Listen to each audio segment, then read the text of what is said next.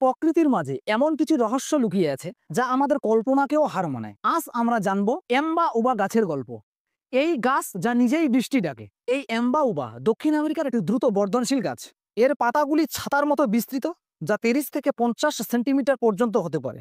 এই গাছ সাধারণত 5 থেকে 15 মিটার পর্যন্ত লম্বা হয়, তবে কিছু প্রজাতির 40 মিটার পর্যন্ত উচ্চতায় পৌঁছতে পারে। গাছের পাতার মাধ্যমে জলীয় বাষ্প নির্গমন প্রক্রিয়াকে বলে ট্রান্সপিরেশন।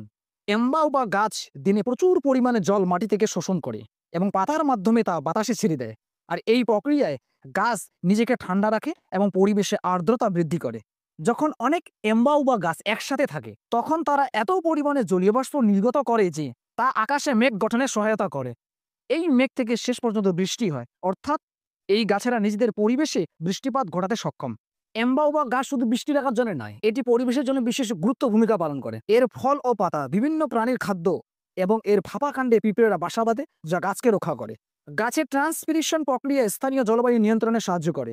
এটি পরিবেশে ঠান্ডা রাখে এবং আর্দ্রতা বৃদ্ধি করে, যা জলবায়ু পরিবর্তনের প্রভাব কমাতে সহায়ক। এম্বাউবা গাছ আমাদের শেখায় প্রকৃতির প্রতিটি উপাদানই কতটা গুরুত্বপূর্ণ। একটি গাছও পরিবেশে বৃষ্টি ঘটাতে পারে। এটি কি আমাদের জন্য একটি বার্তা নয়? আসুন আমরা গাছ লাগাই আর প্রকৃতিকে রক্ষা করি।